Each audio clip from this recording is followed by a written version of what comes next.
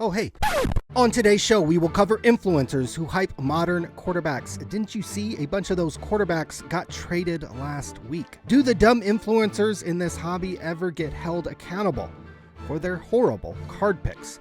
Probably not, so we'll do our part today. That's not content. One guy spent nearly $3,000 on wax trying to get a Connor Bedard young gun and didn't pull one. Are guys who open loads of product just as dumb as the influencers? We will examine. Clear. And the manhunt is on for someone that has robbed a popular YouTuber's card shop not once, not twice, but 3 different times in the last couple months. Grab your detective tools, but leave your wax, lube, and juice at home. We've got another edition of Sports Card Radio. I think that most of the people that talk shit about card care, I was watching some of these, I did watch a few of these videos, just they're so concerned about cards, but these are the type of dudes that binge eat McDonald's and Taco Bell all day every day. So it's almost like some days I just don't get the hobby positivity crowd. I really don't. You think if you cared about the hobby as much as these dorks claim they do, you'd feel some sort of shame or guilt surrounding their hyping and pumping of modern quarterbacks. The QBs these card influencer guys have hyped haven't even beaten Brittany Mahomes in a game, let alone Patrick. Stay away from those haters and choose rich. Look, you had several quarterbacks traded that were pumped up huge last year in the sports card world. Sam Howell, Desmond Ridder, Kenny Pickett, Justin Fields. Yep. But let's take it back even a year prior when you guys couldn't get enough of Mac Jones, Zach Wilson, and Trey Lance. Yep. Here is hobby hero Roth Cards in February 2023, hyping up Trey Lance.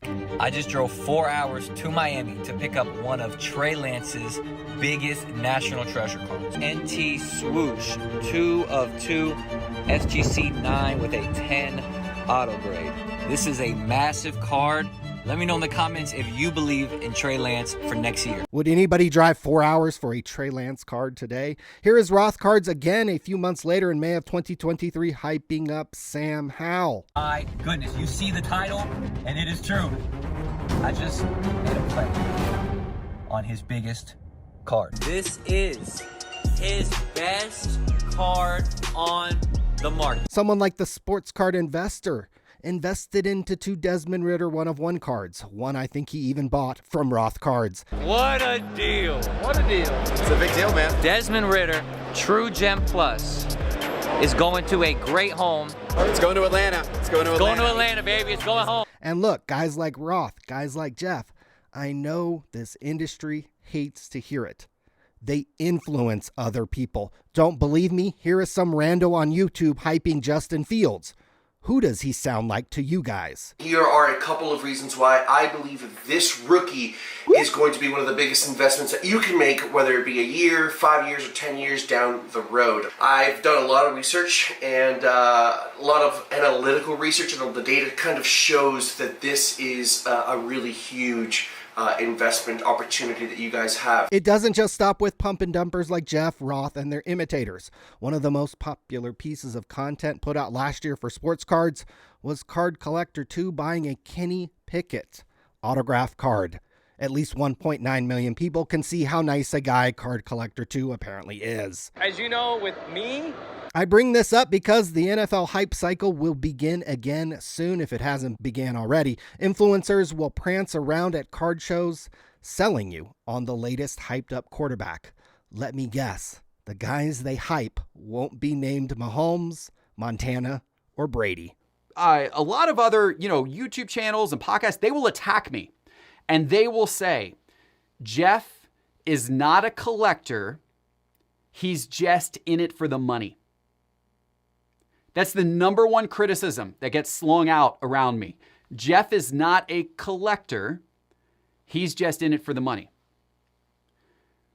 While you have hobby influencers who push terrible investments onto you, you have another segment of the hobby that is a glorified casino. Here is someone that opened a bunch of Series 2 hockey and it made him question his future in the hobby. And this comes from Nestor, the card suggester on Twitter, who said the universe has sent me a clear sign today.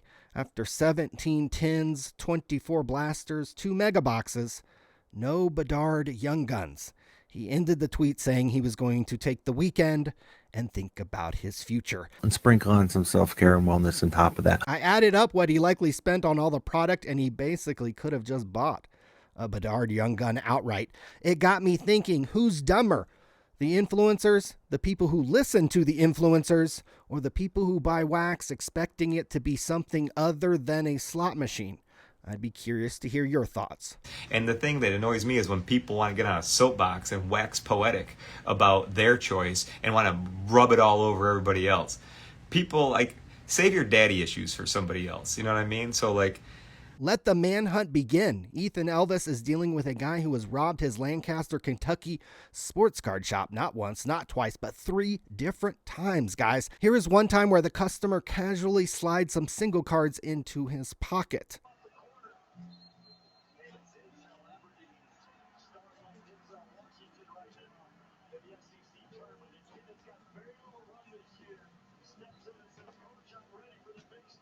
Here's another time where he's a little bit more brazen. He slipped some cards into his pocket while Ethan turned his back to him.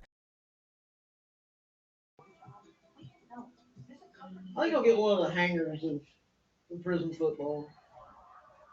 Prison football. Yeah. Front or back? For back. Yeah. Oh.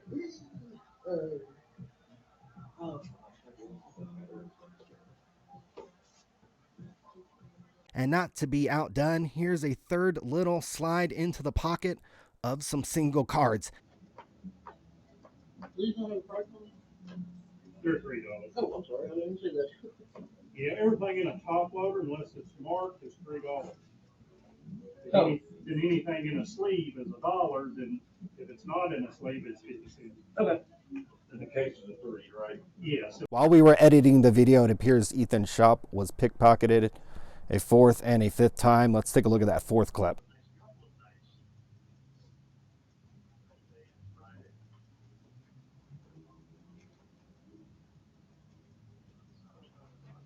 Let's take a look at that 5th clip.